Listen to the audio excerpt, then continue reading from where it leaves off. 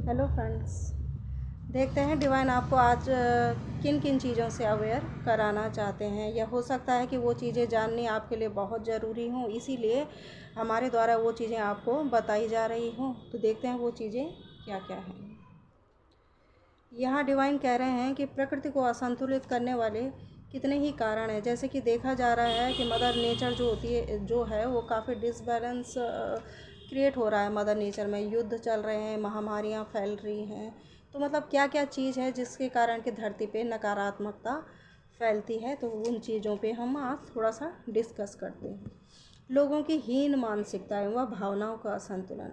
जब जब लोगों में हीन मानसिकता होती है, टॉक्सिक अटैचमेंट होते हैं, भावनाएं उनकी डिसबैलेंस होती हैं, क्योंकि भीतर से उनके भीतर डिसबैलेंस होता है तो बाहर भी डिसबैलेंस ही होगा। वो बैलेंस नहीं क्रिएट कर पाते तो बाहर भी मतलब कुछ ना कुछ असंतुलन ही पनपता है, जिससे मदर नेचर प्रभावित होती है।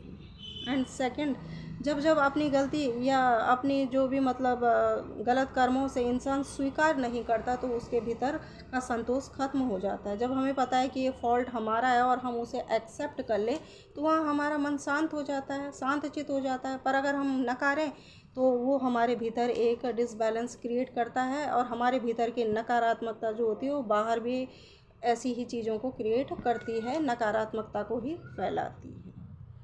तीसरा, मदर नेचर प्रकृति में रहने वाले हर प्राणी, चाहे वो जलचर है, थलचर है या वायु में विचरण करने वाले हैं, हर किसी के भावनाओं के संतुलन व असंतुलन से मदर नेचर प्रभावित होती है। तो इसलिए हर किसी को अपनी अब पशु पक्षी या उनसे तो हम कह नहीं सकते, पर खासकर ह्यूमन के लिए मतलब व्यक्ति को तो अपनी मतलब भावनाओं को संतुलित रखना चाहिए, अपने भीतर बैलेंस लाना चाहिए, ताकि बाहर भी वो पॉजिटिव चीज़ों को ही अपनी तरफ अट्रैक्ट कर सके। तो ये मीनिंग है इसका, है ना।